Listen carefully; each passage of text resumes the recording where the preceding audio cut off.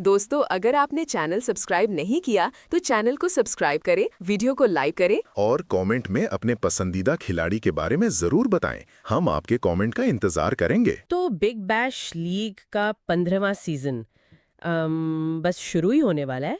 जी बिल्कुल। और इस बार काफी दिलचस्प लग रहा है।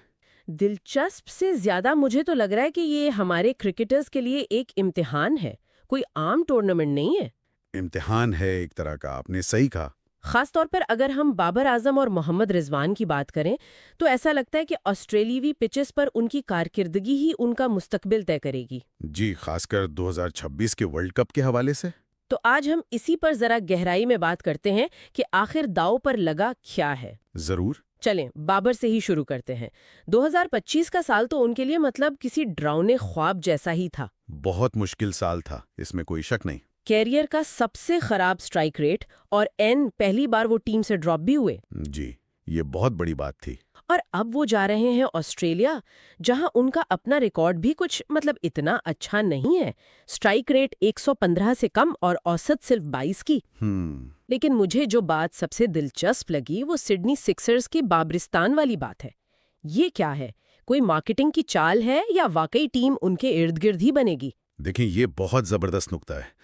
बाबरिस्तान का जो टैग है ना, ये दबाव भी है और एक मौका भी। अच्छा, वो कैसे?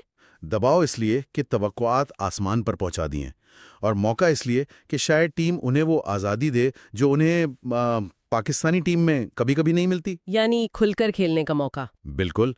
ऑस्ट्रेलिया के बड़े मैदानों पर बाउंड्रीज लगाना आसान नहीं होता। तो सवाल ये है कि सिडनी सिक्सर्स उन्हें जारहाना किरदार देती है या वही रवायती एंकर वाला। यही चीज़ उनकी कामयाबी तय करेगी। ठीक, तो बाबर की मुश्किलात तो समझ में आती हैं, लेकिन रिजवान के आदादो-शुमार तो उनसे भी ज्यादा खराब लग रहे हैं। जी, और रिजवान का मामला तो और भी, आप कह सकती हैं, तशवीशनाक है। उन पर तो दबाव दुगना होगा। बिल्कुल। ऑस्ट्रेलिया में उनका स्ट्राइक रेट 99 से भी कम है। आजकल के T20 में तो ये मतलब काबिले कबूल ही नहीं है। बिल्कुल भी नहीं। लेकिन यहाँ एक और जाविया भी है। मोहम्मद हारिस और उस्मान खान की नाकामी के बाद रिजवान के पास टीम में वापसी का ये एक सुनहरा मौका है। अच्छा, तो ये कमबैक का चांस है? बहुत बड़ा चांस है। सिलेक्टर्स की नजरें इन पर होंगी कि क्या वो ऑस्ट्रेलियाई हालात में अपना खेल बदल पाते हैं या नहीं। ये इनके लिए करो या मरो वाली सूरत हाल है। और ये दबाव सिर्फ इन दो पर ही नहीं है, बाकी खिलाड़ियों की भी तो एक लंबी फहरिस्त है।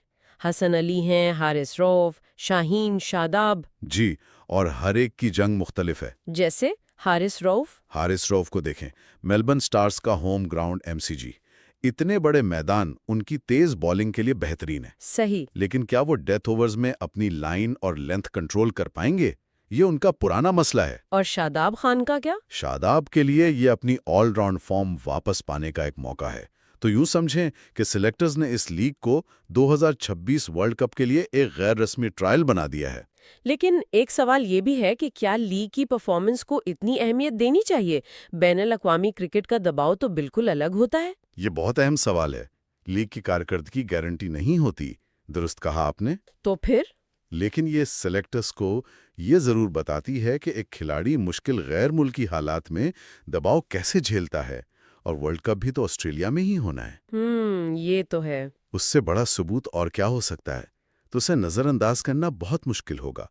तो अगर हम इस सारी गुफ्तगू को समेटें तो बिग बैश का ये सीजन हमारे लिए सिर्फ तफरीह नहीं, बल्कि ये हमारे स्टार खिलाड़ियों के लिए एक बहुत कड़ा इम्तिहान है। जी, जिसके नताइज बहुत गहरे होंगे। और उनकी कारकर्दगी सिर्फ श्रीलंका के दौरे के लिए नहीं, बल्कि दूसरा 2026 के वर्ल्ड कप में उनकी जगह के लिए फैसला कुन हो सकती है। बिल्कुल।